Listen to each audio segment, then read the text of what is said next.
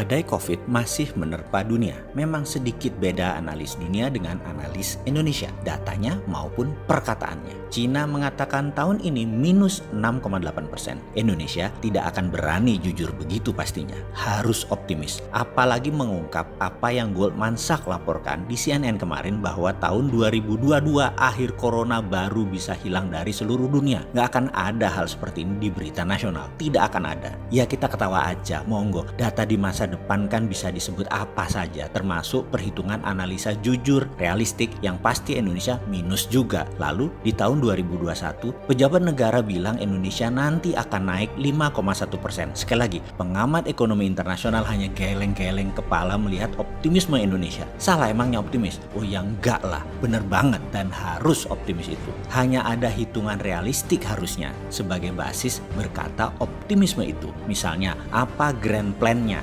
Bagaimana 5% itu diraih. Nah, yang diperlihatkan bukan angkanya dulu naik 5%, tetapi perlihatkan bagaimana 5% itu dicapai. Kalau 5% yang ditonjolkan, kalau hanya kata-kata 5% yang digaungkan, ya semua orang yang nggak usah doktor ekonomi untuk mengatakan seperti itu. Bilang aja, tahun 2020 ini Indonesia naik 5%, tahun 2021 naik 7% pertumbuhan ekonomi nasional. Wis ngono wae. Dan caranya, jawabannya simple, bukan urusan saya. Loh kok gitu ya, jangan gitu dong bos. Oke, kita kontribusi bagaimana? Kita ini kaum Sontoloyo bukan tipe penghujat kegelapan, juga bukan orang yang menyalakan lilin. Kita ini adalah orang yang bikin pabrik genset sekalian. 4 level di atas nyalain lilin, di atas nyalain listrik, di atas nyalain genset. Kita bikin pabrik genset sekalian. Apa yang kita akan lakukan? Kita bantu UKM terbang. Karena kita semua tahu setelah badai corona yang tidak akan selesai-selesai karena cara penanganannya seperti ini. Sebentar.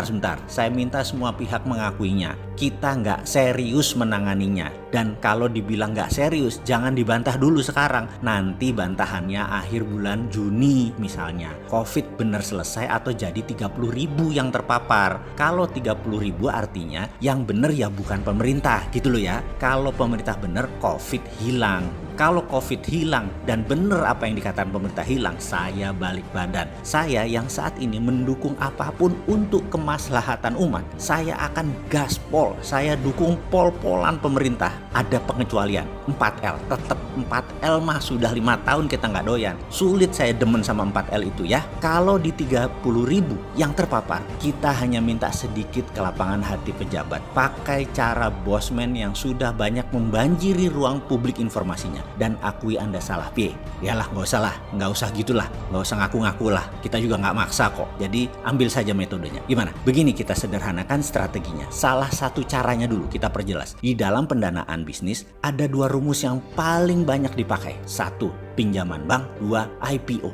Pinjaman uang di bank syaratnya punya jaminan. IPO syaratnya lebih panjang lagi. Bagaimana kalau kita meniru sukses Cina membangun Shenzhen Exchange atau bursa equity UKM, di mana saat ini ada lebih dari 20.000 UKM terdaftar di bursa Shenzhen. Maka Indonesia harusnya punya bursa equity UKM tersebut. Seperti halnya Shenzhen Exchange. Pengelolanya swasta, lebih lincah, lebih agile. Beda dengan Shanghai Stock Exchange, beda dengan Hong Kong Stock Exchange atau Hang Seng, atau juga dengan New York Stock Exchange. Maka Shenzhen lebih dinamis karena UKM lebih sederhana pembukuannya, lebih simple data-datanya, gampang mereview produknya, mereview service dari UKM, lihat saja produknya, lihat saja outletnya, lihat saja tokonya, apapun itu lebih sederhana. Sehingga tidak diperlukan yang namanya Arthur Andersen untuk mereview, Ernst & Young atau PwC untuk mengaudit. Pelanggannya sendiri yang menilai bisnis UKM. Seperti halnya Anda setelah naik Grab misalnya, Anda sebagai penumpang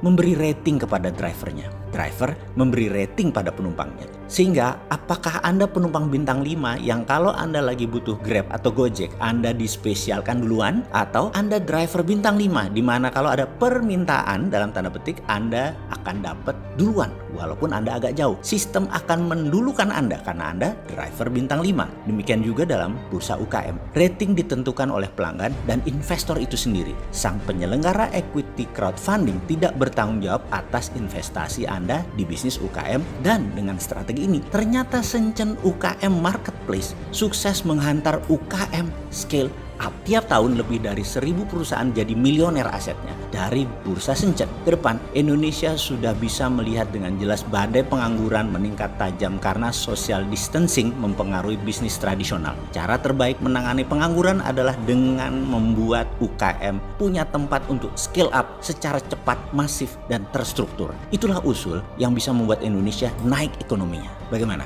Mau coba? Masih harus nunggu COVID-19 terpapar 30.000 orang? Kok gitu sih kalian?